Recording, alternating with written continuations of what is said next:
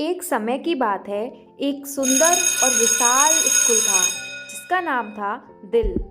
दिल विद्यालय आसपास का सबसे जाना माना स्कूल था और पेरेंट्स को उस पर सबसे ज़्यादा भरोसा था, क्योंकि एक ऐसा स्कूल था जिसमें उनके बच्चे जाते थे और जब वापस आते थे तो वो एक नई ऊर्जा के साथ लौटते थे और उससे काफ़ी कुछ सीखने को मिला था।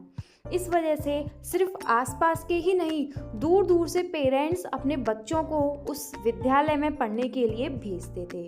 तो आज हम इसके खास रीजंस को जानते हैं कि ऐसे कौन से रीजंस है जिससे ये इतना खास था और ये सभी पेरेंट्स का भरोसा था। सबसे पहले हम बात करेंगे यहाँ के प्रिंसिपल की। यहाँ के जो प्रिंसिपल थे वो इतने होनहार और इतने रेस्पॉन्सिबल थे।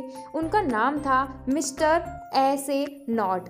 ऐसे नॉट जो थे वो इतने परफेक्टली अपना काम करते थे और वो टाइम सेट करके रखते थे कि कौन सा काम कब होना है, तो उनका काम इतना परफेक्ट होता था और टाइम के साथ होता था।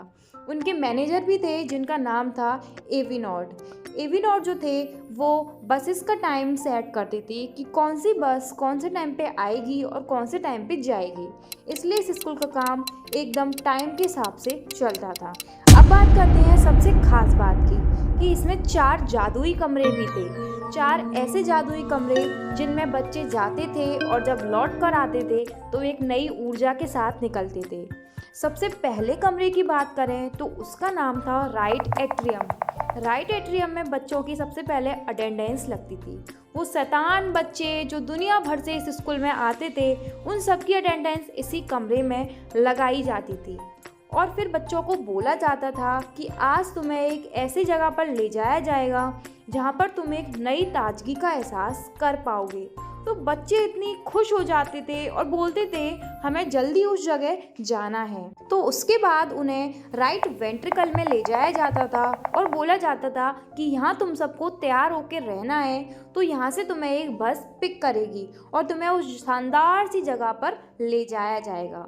अब वो लोग पल्मोनरी आर्टरी नाम की स्पेशल बस में उन्हें बिठाया जाता है और उन्हें एक शानदार सी लाइब्रेरी जिसका नाम था लंग्स की ओर उन्हें ले जाया जाता है। लंग्स में जैसे ही वो लोग जाते हैं तो वो एक शैतान बच्चे के रूप में वहाँ एंटर करते हैं, बट जैसे ही वहाँ पे उनकी शैतानी का एक्सचेंज होता है एक नई ताजगी में, तो वो वहाँ से निकलते हैं तो एक होनहार बच्चे बन के निकलते हैं, क्योंकि लंग्स है ही ऐसी जगह जो बच्चों को ढेर सारी नॉलेज देती है, ढेर सारी शक्तियाँ देती है, जीवन को कैसे जिया जाए और कैसे अपनी लाइफ में ऊर्जा लेके आ सकते हैं। तो वो ऑक्सीजन नाम की इतनी सारी नॉलेज उनके अंदर भर देती थी कि वो एक अच्छी सी ऊर्जा को महसूस करने लगते थे अपने अंदर। पल्मोनरी वेन में बैठकर वो बच्चे लेफ्ट एट्रियम की तरफ लौटते हैं। जब बच्चे नई ताजगी के साथ उस लंग्स से वापस आते हैं तो उनका वहाँ जोरों शोरों से स्वागत किया जाता है उस लेफ्ट एट्रियम नाम के क्लासरूम में और उनसे पूछा जाता है कि तुम्हें आज का दिन कैसा लगा। तो वो बहुत सारी तारीफ़ करते हैं और बोलते हैं आज हमें बहुत अच्छा फील हो रहा है।